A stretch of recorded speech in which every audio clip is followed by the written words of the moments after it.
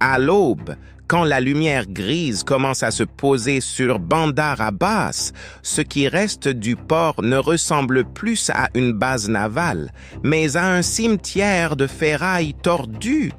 Des coques éventrées, des vedettes retournées contre le quai, une odeur de carburant brûlé qui flotte encore au-dessus de l'eau, et pourtant, dans les couloirs feutrés du commandement américain, personne ne parle de victoire facile.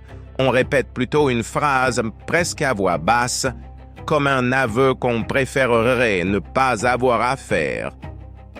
Les Iraniens étaient dangereux, ils étaient intelligents, et ils ont failli gagner. C'est peut-être la partie la plus troublante de toute cette nuit.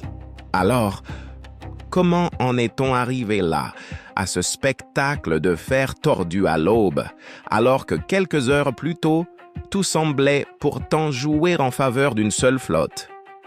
Pour comprendre, il faut remonter au tout début.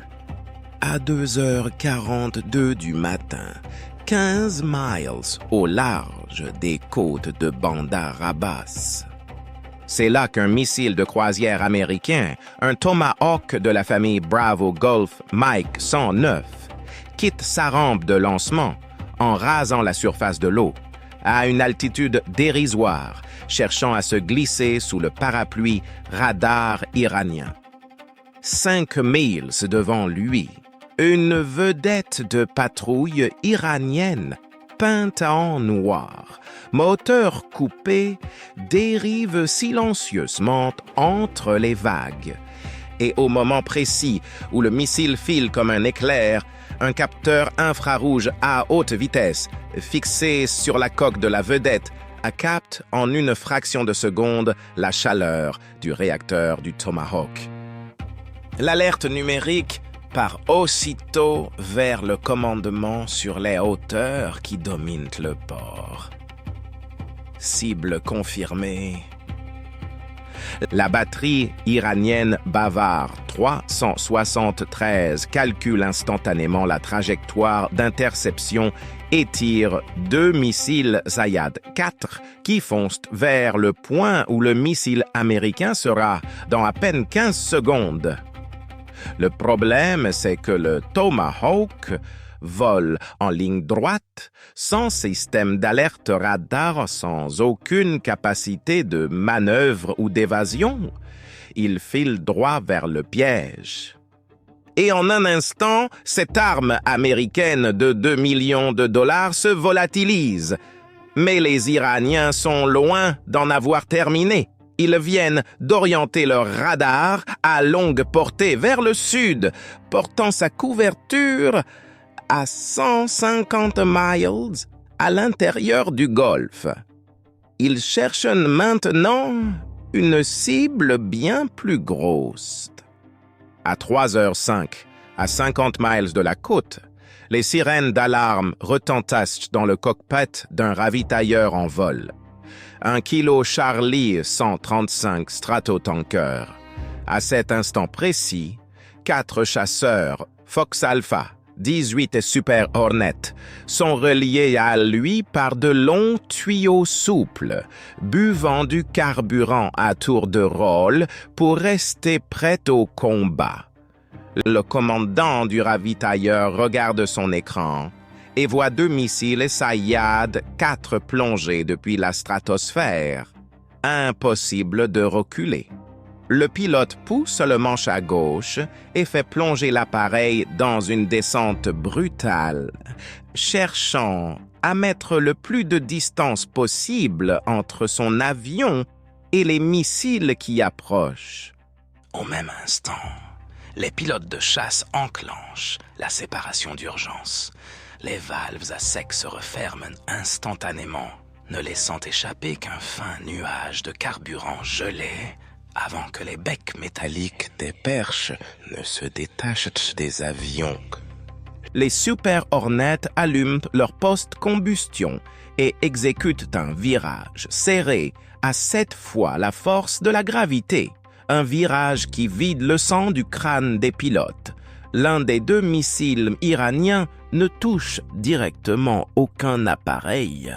Il n'en a pas besoin, il explose à 100 pieds au-dessus du ravitailleur, transformant le ciel en une explosion de lumière blanche pendant 5 longues secondes. Les pilotes américains perdent totalement la vue. Les chasseurs plongent en aveugle vers l'océan, cherchant à s'éloigner du champ de débris. Ils croient s'en être sortis dès qu'ils retrouvent une altitude basse, mais les Iraniens n'utilisent plus de radar classique. Ils ont activé un système de détection passive qui se contente d'écouter les signaux radio, télévisuels et de téléphonie mobile déjà présents dans l'air, comme une araignée posée au centre de sa toile.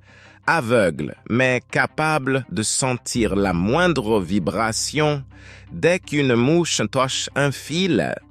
Les pilotes américains sont ces mouches. La côte iranienne, c'est la toile. Et soudain, la surface de l'eau explose sous les avions. Les Iraniens avaient dissimulé à bord d'un cargo civil de 400 pieds de long tout un système de missiles Cordade 3. Le navire ressemble à un cargo ordinaire, mais lorsque les avions américains le survolent à grande vitesse, la bâche se déchire pour révéler le lanceur. Le premier avion n'a strictement aucune chance de s'en sortir. Le missile fonce à plus de 3000 miles à l'heure. Et parce que le tir vient directement du dessous, le système d'alerte radar du pilote ne lui laisse qu'une demi-seconde. Le chasseur Fox Alpha 18 Super Hornet est touché au ventre, perd toute sa poussée, ses ordinateurs de vol s'arrêtent net et cet appareil de 30 tonnes devient une masse de ferraille qui rebondit à la surface de l'eau comme une pierre lancée sur un lac. Un avion vient de tomber. Il en reste 3. Mais les Iraniens ne visent pas seulement les avions eux-mêmes. Ils visent aussi l'air qui se trouve devant eux. Une seconde vague de missiles explose à 1 mile des chasseurs restants. Ce sont des têtes explosives à fragmentation qui libèrent 10 000 billes de tungstène lourd. À la vitesse où volent les chasseurs, la simple collision avec une seule de ces billes équivaut à l'impact d'un obus de char. Et si le réacteur en avale une seule, les pales internes se brisent comme du verre. Les pilotes américains sont désormais totalement pris au piège. Derrière eux, les flammes du ravitailleur en feu. Sous eux, les cargos pièges. Devant eux, un ciel saturé de métal mortel. Depuis des fortifications en béton creusées dans les falaises iraniennes, surgissent alors 60 vedettes rapides de classe Zolfakor. Le destroyer américain répond en activant son système Phalanx de défense antiaérienne rapprochée. Sa dernière ligne de défense censée transformer en rideau de plomb tout ce qui s'en approche.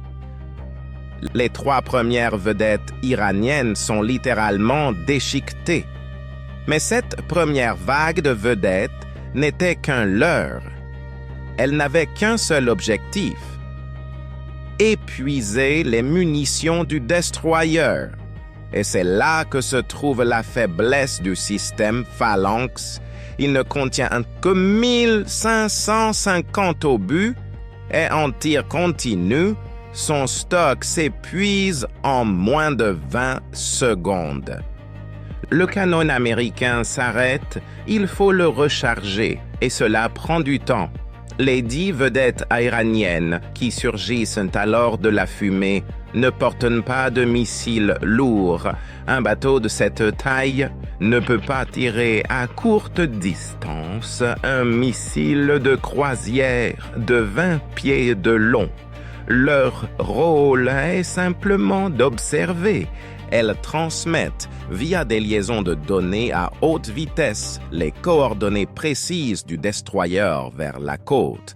Et depuis des rampes de lancement mobiles cachées derrière les falaises, 6 missiles anti-navires nous décollent. Tirés depuis la côte, ils disposent de miles d'eau libre pour atteindre une vitesse de 600 miles à l'heure, avec des radars capables de verrouiller la cible avec précision, chronométrés pour arriver exactement au moment où le stock de munitions américain vient de s'épuiser. L'alarme retentit à chaque niveau du navire américain. L'équipage ouvre le feu avec les canons Mark 38 de 25 mm et parvient à abattre 4 missiles. Le 5e rate sa cible et percute l'eau, mais le 6e touche avec précision, frappant le flanc du destroyer juste au-dessus de la ligne de flottaison. Et équipé d'une fusée à retardement, le missile Nord perce 2 pouces de blindage d'acier, parcourt 15 pieds à l'intérieur du navire, jusqu'à la cuisine, avant d'exploser. L'explosion arrache une brèche de 20 pieds de large dans la coque. Le destroyer américain est paralysé. Il ne coule pas, mais l'onde de choc traverse toute sa structure. Le radar de défense aérienne principal, celui dont dépendait la protection des chasseurs, vacille puis s'éteint. L'équipage lutte contre les incendies qui ravagent l'arrière du pont. Pendant que les Super Hornets survivants continuent de déchirer la nuit dans un hurlement de réacteurs, le commandement américain comprend qu'il faut faire taire les radars iraniens sur le champ, sous peine de voir toute la force détruite pièce par pièce. L'ordre est donné, une frappe de suppression massive. Les Super Hornets abaissent leur nez et libèrent une salve de missiles Alpha Golf Mike 88 armes. Au même instant, 2 sous-marins américains émergés dans les eaux profondes du golfe d'Oman lancent 16 missiles Tomahawk Bravo Golf Mike 109. Le plan américain est simple. Aveugler les yeux de la défense iranienne et la poigne de fer perdra son regard. À 30 secondes de la côte, un événement inattendu se produit. Sur les écrans radars iraniens, rien ne s'éteint. Au contraire, tout devient plus lumineux. Les Iraniens ont déployé des émetteurs leurres, de simples haut-parleurs électroniques émettant la signature du système S-300 et non de vrais radars. Les missiles HARM américains se brouillent et déviennent de leur trajectoire. Mais les Iraniens n'ont pas fini. Ils activent leur arme la plus dangereuse et la plus discrète, une attaque de leur rage du système de positionnement par satellite. Chaque navire, chaque avion, chaque missile américain dépend d'un réseau de satellites pour se localiser avec précision. Les Iraniens font fonctionner une immense tour de brouillage dissimulée dans les montagnes derrière le port, qui diffuse un faux signal de positionnement 10 fois plus puissant que le signal réel venu de l'espace. Soudain, l'ordinateur de navigation du destroyer américain croit que le navire s'est déplacé de 20 miles à l'intérieur des terres, et les pilotes automatiques des Tomahawk tentent de corriger leur trajectoire pour éviter des montagnes qui n'existent pas. La flotte américaine ne voit plus l'ennemi. Elle ne sait même plus où elle se trouve elle-même. C'est là que la situation bascule de la catastrophe au véritable cauchemar. Un drone de reconnaissance américain, un Mike Québec 9 Reaper, volait à 15 000 pieds d'altitude, enregistrant la bataille avec ses caméras haute définition.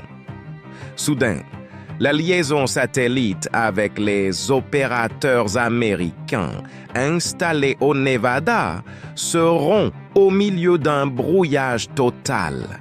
Les Iraniens viennent d'utiliser un brouilleur terrestre de haute puissance pour couper la liaison avec le ciel.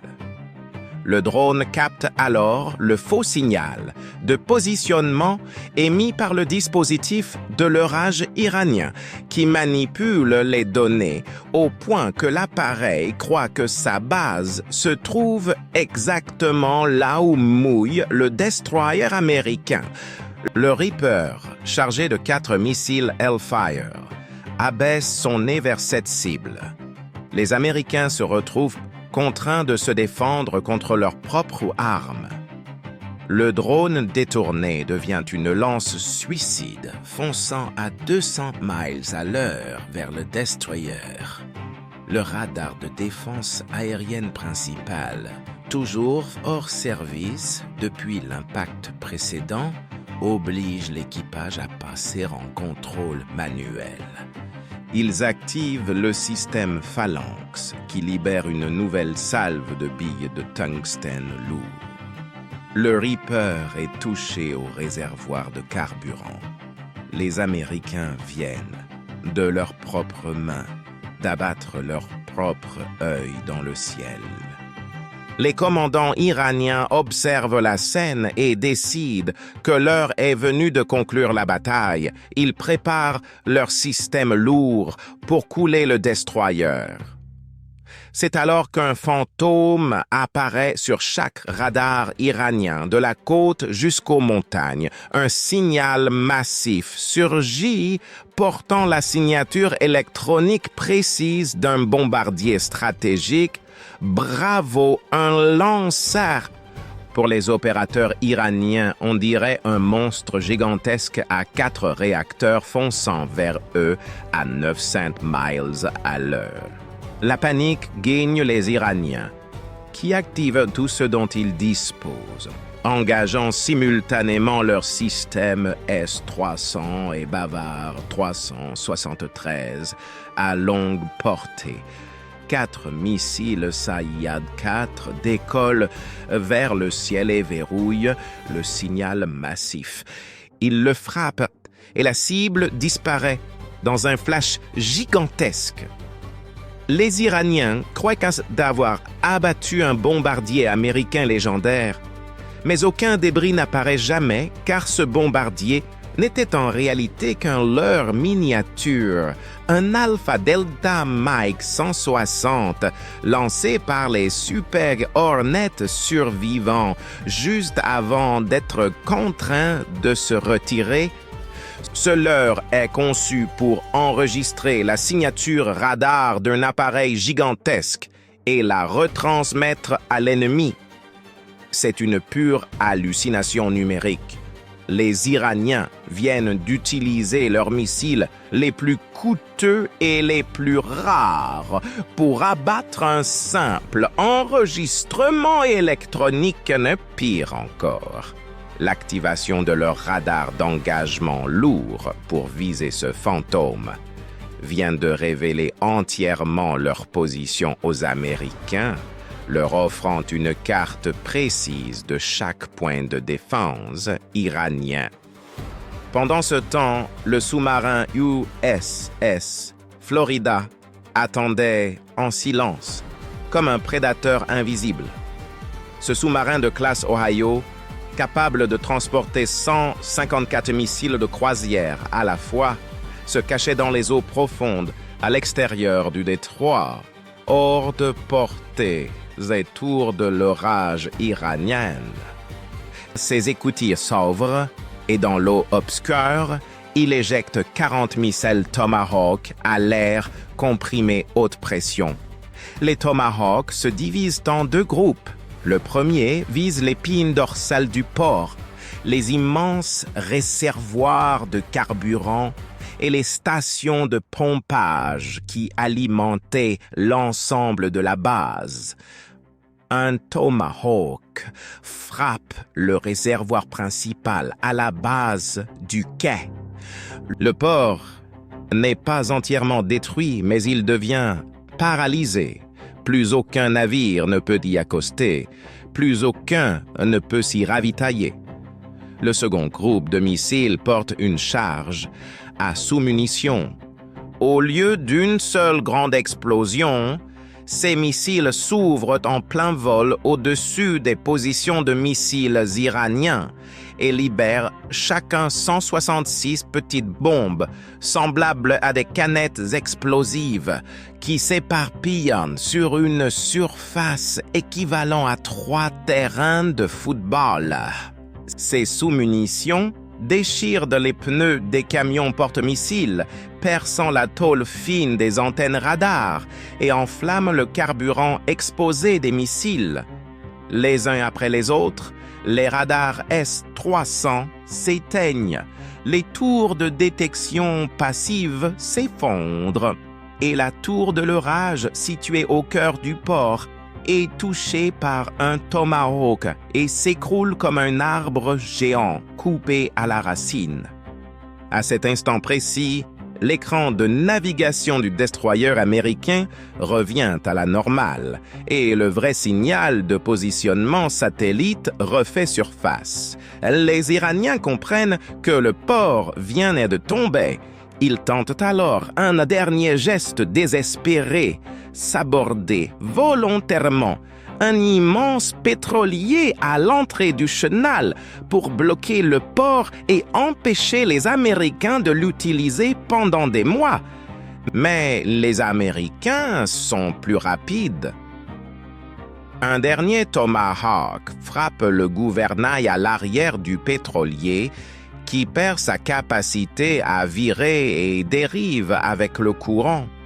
Comme ses moteurs continuent de tourner à pleine puissance, le navire géant percute directement les quais intérieurs de la marine iranienne, écrasant 20 vedettes rapides de la marine iranienne contre le mur portuaire avant de s'immobiliser enfin. Bandar Abbas n'est plus une base navale, mais un cimetière de fer tordu. Et c'est ainsi qu'à l'aube, une seule chose devient parfaitement claire. Les Iraniens étaient dangereux, ils étaient intelligents et ils ont failli l'emporter. C'est précisément la partie la plus terrifiante de toute cette histoire. Une question demeure que la marine américaine se pose encore aujourd'hui derrière des portes closes. Que se serait-il passé si les opérateurs radars iraniens avaient eu ne serait-ce que 30 secondes de patience supplémentaire? Le plan de l'heure américaine, ce faux bombardier fantôme, n'était qu'un pari risqué. Il n'a réussi que parce que les Iraniens étaient trop avides de porter un grand coup, au point d'engager d'un seul geste leurs radars les plus puissants. S'ils étaient de rester silencieux, s'ils avaient laissé passer ce bombardier sans réagir, en gardant leur position secrète, la véritable frappe venue du sous-marin Florida aurait été lancée dans l'obscurité totale. Les Tomahawks n'auraient jamais su où se trouvaient les fortifications et les capteurs. Ils n'auraient trouvé aucune cible à frapper. Dans la guerre navale moderne, celui qui parle en premier meurt souvent en premier. Les Iraniens ont parlé parce qu'ils ont cru voir une proie précieuse et cette avidité leur ait coûté leur port le plus important. On peut se demander, comme parfois dans nos propres vies, quand l'impatience nous pousse à agir trop vite et à le regretter ensuite, si la vraie question n'est pas de savoir qui frappe le premier, mais qui sait attendre. La prochaine fois que les Américains feront face à une poigne aussi redoutable, l'adversaire agira-t-il avec la même précipitation ou aura-t-il retenu la leçon, choisissant de rester tapi dans l'obscurité silencieux jusqu'à ce que l'ennemi s'approche trop près pour pouvoir encore s'échapper? Oh, peut-être que dans la prochaine guerre, le silence sera l'arme la plus redoutable de toutes, et l'on peut légitimement se demander où se situe vraiment le courage au combat. Dans la rapidité d'exécution ou dans la capacité à contenir son désir de frapper et à attendre l'instant décisif?